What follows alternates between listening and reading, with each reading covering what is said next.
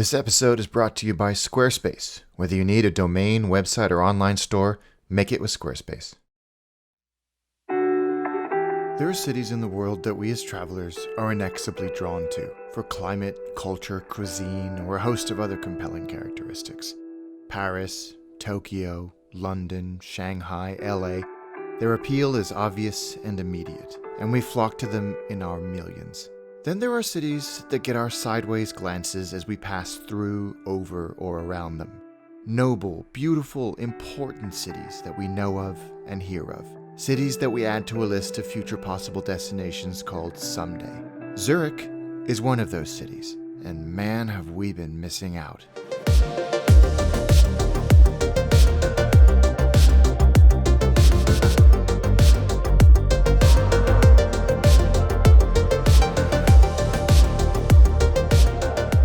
Zurich is served by the renowned Zurich International Airport, a model of Swiss efficiency. This airport isn't just a favorite with visitors to this fair city, but also because of the way it's laid out, it is one of the best airports in the world for connections. I've heard tale of experienced travelers allowing just 40 minutes between flights with absolute confidence. Now, I'm not suggesting that you do that, but you can at least be confident that if you're arriving or passing through this airport, you're going to have a great experience.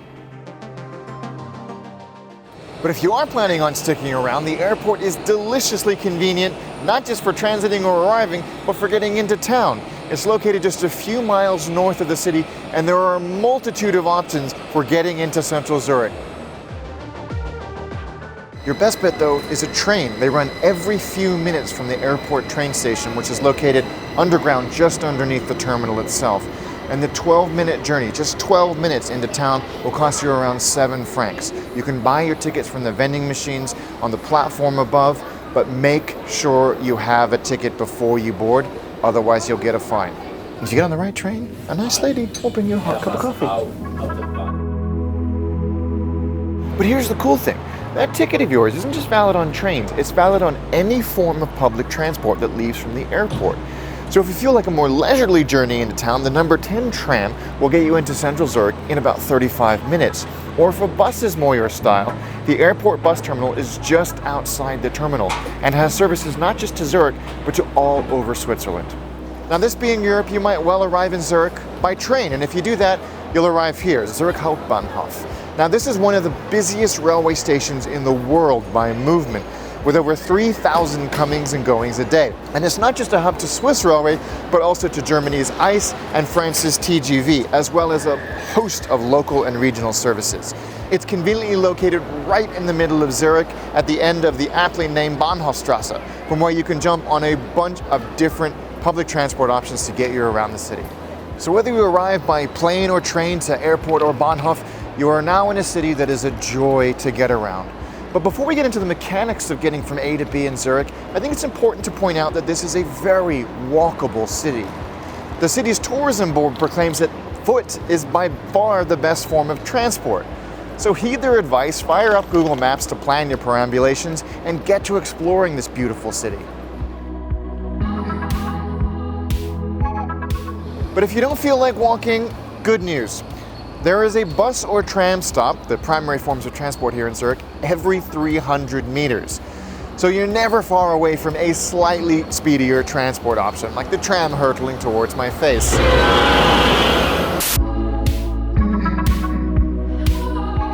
Public transport in Zurich is made out of several operators unified by a single administrator. The network is made out of trams, buses, regular trains, suburban trains, cable cars, and boats, all of which use a zone ticketing system. Now, the good news is most of the popular destinations are within a single zone, but if you are going to cross zones, make sure you have a ticket that allows you to do so. You can buy a single ticket, good for 30 to 60 minutes of travel on any form of public transport within a single zone. Multi-zone tickets can also be purchased for a slightly higher fare. You can buy your single ticket as well as 24-hour passes from the ticket vending machines and kiosks at train stations and tram stops. But remember, you must validate your ticket before boarding your chosen form of transport. Not doing so can result in an eye-watering 100 franc fine. Alternatively, and I recommend this, you can grab one of these, a Zurich card.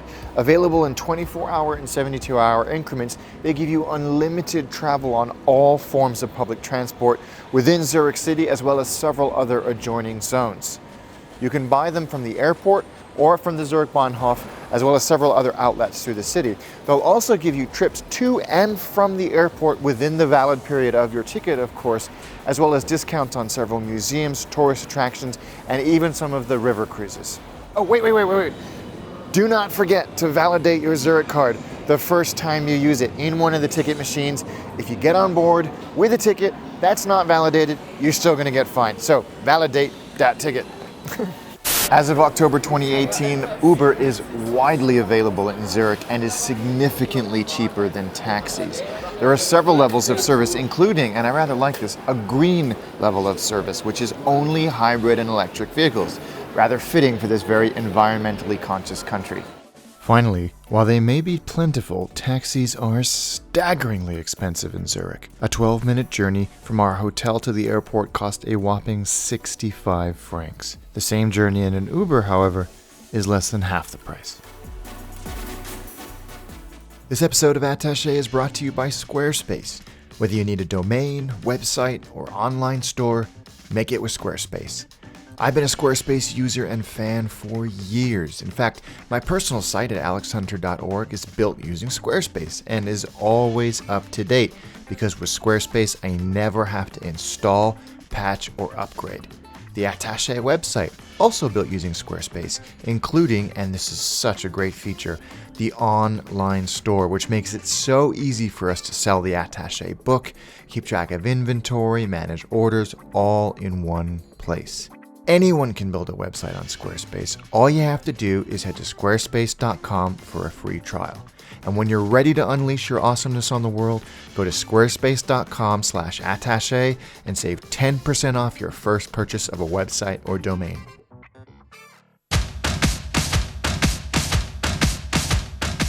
I feel like we outsiders have a rather tepid, uninspired view of Swiss food. Great chocolate and great cheese in one form or another, be it solid or melted. That's about as far as our imaginations stretch. But as visitors quickly discover, Swiss food is far more interesting and satisfying than the banal basics we lazily associate with it. Look a little further and you'll find unique dishes and flavors rooted in each canton, each city, and in many instances with one city adding its own touch to another city's offering. Rico Weider, a Zurich native and friend, reminded us that great local food is about that balance of tradition, comfort, local ingredients, price, and, of course, deliciousness. So I'm from Zurich, right? So we have a bratwurst, a veal sausage from St. Gallen, from the eastern part of Switzerland. It's, I think, at least 50% veal. The rest could be anything. Beef or pork. It's a very common Swiss sausage. The other one is a Cervela, it's pork. It's the two typical Swiss sausages. Now the thing why I mentioned St. Gallen is in that part of Switzerland, they're angry at you if you use mustard with it. Right. And I don't know why they do it here, but we're going to have it with mustard. Yeah, right. Exactly. Okay. I was studying in that region, and every time I would buy one, locally, you would get the mustard. I would ask for the mustard and they would scold me. They say, this sausage you don't eat with mustard. It's like New Yorkers and ketchup on a hot dog, right? You don't do it. Exactly. That's so funny. And I just say it so to make them mad, right? With my accent. They can hear that I'm from here. It's a super spicy mustard. It's something we have when we come to Zurich. This is the place, right? That's the place, yeah. Everybody knows this place in Zurich. This feels like good sort of beer food. Pre-beer, during beer, after beer. Yeah, or after going out. A lot of people come here after midnight with sort of the after party craving. Yeah, you can see why. Perfect food. And so you get this beautiful chunk of bread. How does one eat it? You open it up, it's quite messy. That's good. The best food is the messiest food. Go with the bread into the mustard first. Okay. You see it's how pokey it is? Yeah. That mustard though. Oh, you said it like 4 times. It's really spicy. It's really spicy. I'm like, it's fine. Yeah, it's fine. But it's addictive, isn't it? It's very similar to a German bratwurst. Mm-hmm. But it's got that nice flavor to it. So it's almost barbecue-y. Yeah. That's lovely. Yeah, I would eat here all the time if I lived here.